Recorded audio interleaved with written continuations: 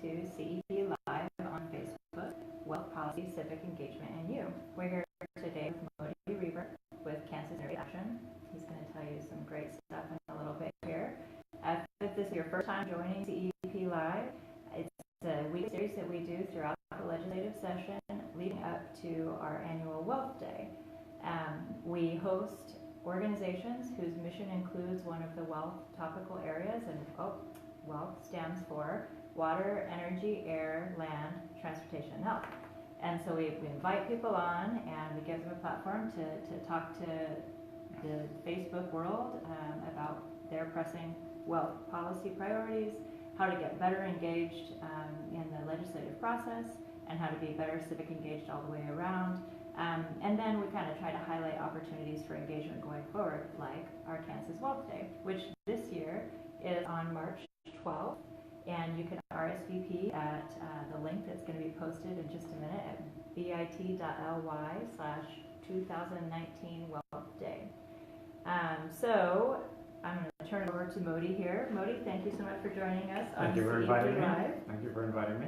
And please tell our audience a little bit about your work. So I'm the executive director of Kansas Interfaith Action, which is a statewide multi-faith issue advocacy organization that works on a variety of social, economic, and climate justice issues. So we basically are sort of the faith component of a number of coalitions that are working on different issues, including wealth. We have a 4-point mission statement, which is basically taken from Dr. King. It's racism and discrimination, economic injustice and poverty, violence, particularly gun violence, and climate disruption. So I'm a registered lobbyist, and anything that comes up in the legislature that's in one of those issue areas, I'll deal with. And what dealing with means is meeting with legislators, testifying in committees if necessary, doing action alerts, bringing in people to do citizen lobbying, any of those kind of things that try to push the ball down the field on important legislative initiatives.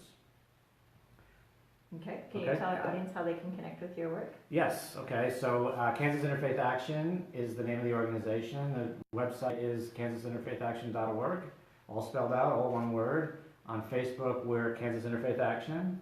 On Twitter, we're KS_interfaith. And I also have a very kind of active and piquant Twitter feed at Moti, REBMOTI. And if you're following us live, you might be noticing that those links and others will be included in the comments. We would also encourage you, if you have a question throughout this live interview, go ahead and post it in the comments, and the wonderful Leilani Gray, who's running tech for us in the background, she'll let us know that there's a question, and we'll do our best to answer it.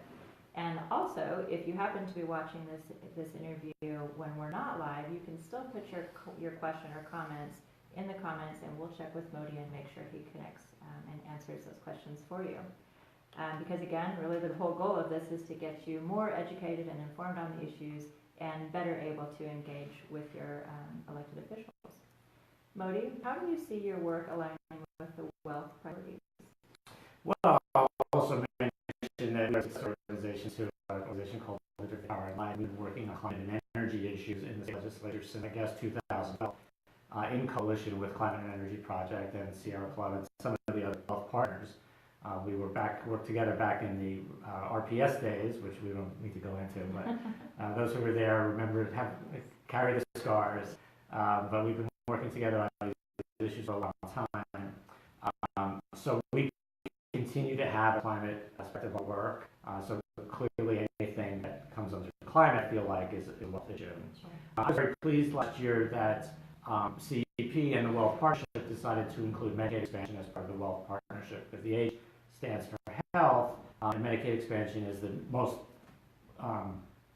important priority, I would say, to the health community in Kansas. It's been a couple of years now, but to see, I appreciate the fact that environmental groups or climate groups or what have you getting involved in an issue that impacts Kansas more broadly.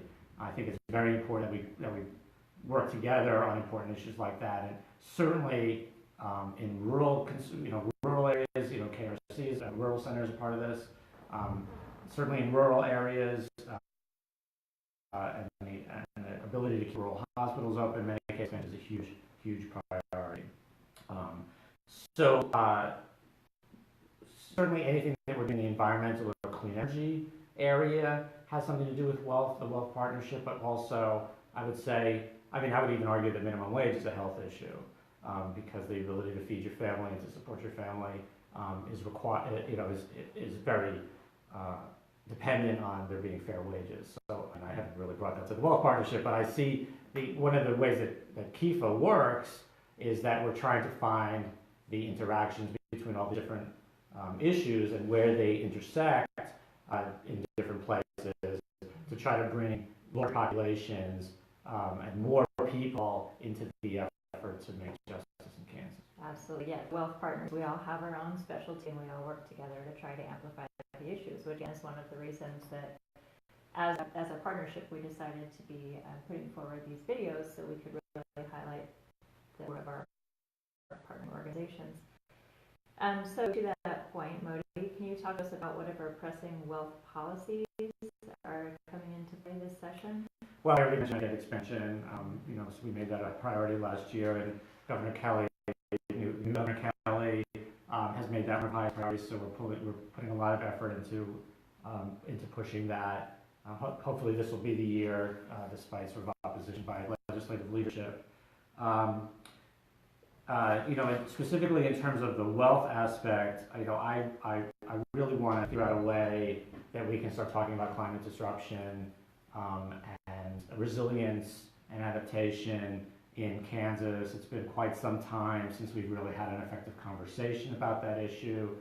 We've attacked it a little bit, piece by piece, on some of the energy efficiency issues that we've worked on, and to some degree the solar demand charge is a climate issue, obviously.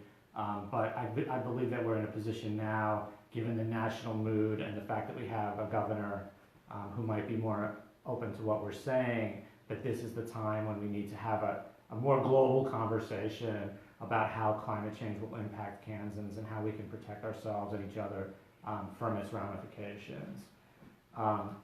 So one way we were talking about that is in terms of, I know that CEP has the Climate Health Declaration that they're working on. You could say something about that. I believe that we should be having a wide-ranging conversation about the impacts of climate change and setting policies that would then force, setting goals that would then force policies. So instead of sort of saying, well, we want a 1% EE, energy efficiency mandate or something like that, we would say we want to bring down the amount of carbon in our energy sector by X percentage points in 10 years and 20 years. That would then sort of, if we set that as a goal, then the policies would sort of follow that, as opposed to trying to build a response to climate change piece by piece. We're not going to be able to do that. We haven't been able to do that. The only way we're going to be able to get anywhere with this is if we say, this is a pressing issue that we need to deal with now. There's a rural revitalization committee. There's a lot of sort of interest, or at least lip service, given to promoting the interests of rural Kansas. Climate change and the effects of climate change will have a huge outsized impact on rural Kansans in terms of arability of land, in terms of water availability, in terms of wildfires, drought and flood. The whole kit and caboodle. So, a 1% EE mandate is not going to address that. But if we said, we really need to deal with this, we need to cut our carbon emissions in half by 2025, 2030, then we would sort of start to be talking about it to the level that it needs to be talked about, with the sort of with the urgency and the breadth that the issue demands. So that's I tend to talk in those larger scale terms. There's obviously ways to get to that we need to talk about. We need to talk about funding the state water plan. All the kind of things that are on Sierra Club's and CEP's advocacy You know, we have a very low percentage of our farmland is used for internal domestic consumption, for inside Kansas consumption. You know, Paul Johnson always says 95% of the fruits and vegetables in Kansas are grown outside Kansas. You know, if we're relying on California or overseas, if we're relying on California fruits and vegetables, and California has a flood or a drought, then that impacts our ability to get fruits and vegetables and to afford them. So we really need to be thinking about how to build resilience within our communities so that we have access to things that we need, because that's exactly what climate change is going to impact. Excellent, thank you, Moti. And again, if you are watching us live and you have a question for Moti, I'm sure he'd be thrilled to answer anything you throw at him, mostly. Go ahead and post it in the comments, or if you're watching later, you can post it in the comments too. Moti, what are your top tips for civic engagement and or effective advocacy strategies? Well, I think the first thing I would say is that it's important to be organized. I think that we have a number of good groups that are working on it on a number of different issues, but it's very difficult for individuals to have an impact. So change is done by masses of people demanding it. If you look at, you know, the latest example is the LA teacher strike. So the LA teacher strike is 60,000 people standing outside of a building